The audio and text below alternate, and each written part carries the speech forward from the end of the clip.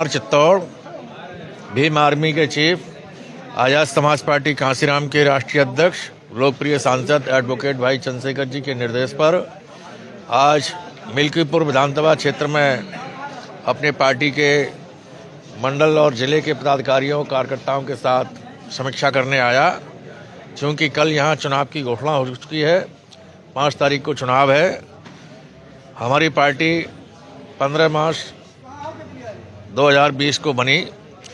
चूँकि इस देश का जो संविधान है उसमें भारत के प्रत्येक नागरिक को फ्री में शिक्षा मिले, फ्री में इलाज मिले, फ्री में सुरक्षा मिले, फ्री में न्याय मिले, फ्री में विकास मिले और जाति और धर्म के आधार पर किसी के साथ भेदभाव ना हो, प्रत्येक क्षेत्र में बराबरी के अवसर मिलें, ऐसा भारत का संविधान भारत के प्रत्येक नागरिक को अधिकार देता है।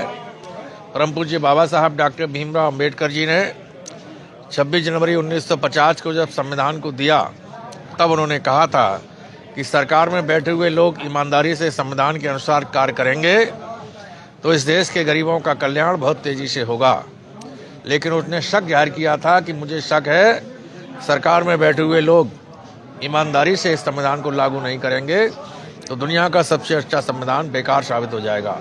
आज संविधान को लागू हुए 75 साल हो गए, लेकिन आज भी इस देश के गरीब 50% लोग हाई स्कूल पास नहीं कर पाए।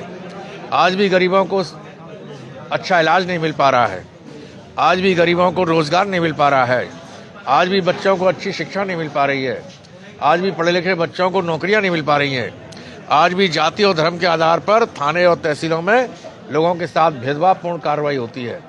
इसलिए भारत के संविधान में मिले अधिकारों को आम जनता तक पहुंचाने के लिए आज़ाद समाज पार्टी ने संकल्प लिया है।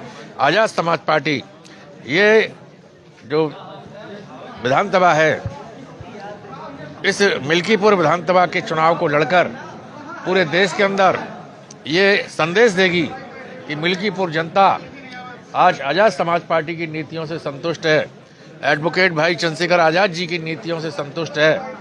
तो ये संदेश पूरे देश में जाएगा और इस संदेश से जो बहुजन समाज के लोग हैं वो एकजुट होकर आज़ाद समाज पार्टी से जुड़ेंगे और आज़ाद समाज पार्टी जब इस देश की केंद्र की सत्ता में होगी, प्रदेश की सरकारों में होगी, तो संविधान पूर्ण रूप से लागू होगा और संविधान में मिले अधिकार सभी समाज के लोगों को समान रूप से प्रदान किए जाएंगे। 2 चुनौतियां हैं, एक बीजेपी जो 2 केंद्रीय मंत्री को प्रभारी नियुक्त कर चुकी है और एक वर्तमान सांसद समाजवादी पार्टी से उदय प्रसाद जी हैं। आज़ाद समाज पार्टी कैसे लड़ेगी चुनाव?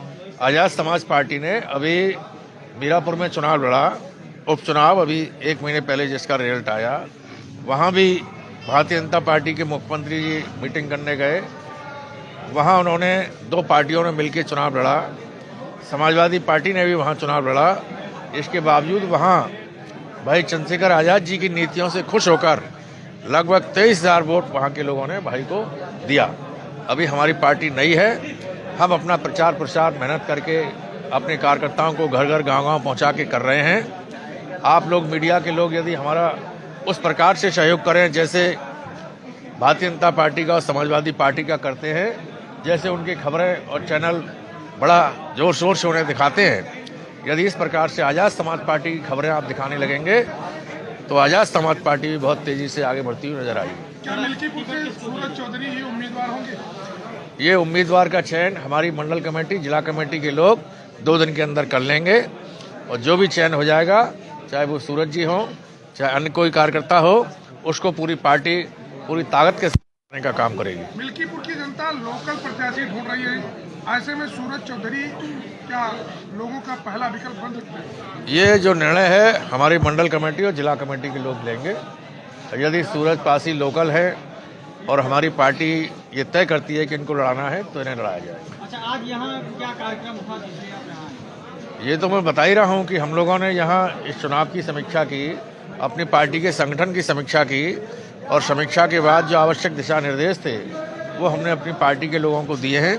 एडवोकेट भाई चंद्रशेखर आज़ाद जी ये चाहते हैं कि आज़ाद समाज पार्टी से लोग तेजी के साथ जुड़ें और जोड़ने का काम पार्टी के पदाधिकारी कार्यकर्ता करते हैं। इसलिए पार्टी के पदाधिकारियों को, कार्यकर्ताओं को मैंने भाई एडवोकेट चंद्रशेखर आज़ाद जी के निर्देशों की जानकारी दी है।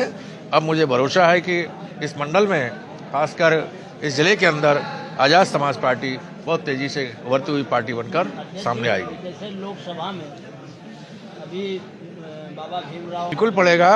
भारतीय जनता पार्टी की जो मंशा है, भारतीय जनता पार्टी ने बहुजन समाज के उद्धारक के रूप में, भगवान के रूप में जो परम पूज्य बाबा साहब डॉक्टर भीमराव अंबेडकर जी को पूरी दुनिया जानती है कि बाबा साहब डॉक्टर भीमराव अंबेडकर जी ने इस देश के गरीबों को सरकार में भागीदारी के लिए वोट का अधिकार दिलाया, पढ़ने लिखने का अधिकार दिलाया, नौकरी करने का अधिकार दिलाया, इस देश के अंदर न्याय पाने का अधिकार दिलाया।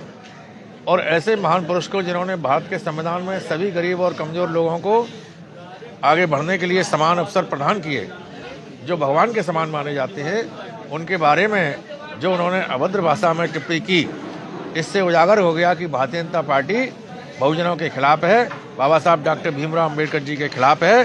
तो उन्हें इसका खामियाजा इस चुनाव में अवश्य भुगतना पड़ेगा।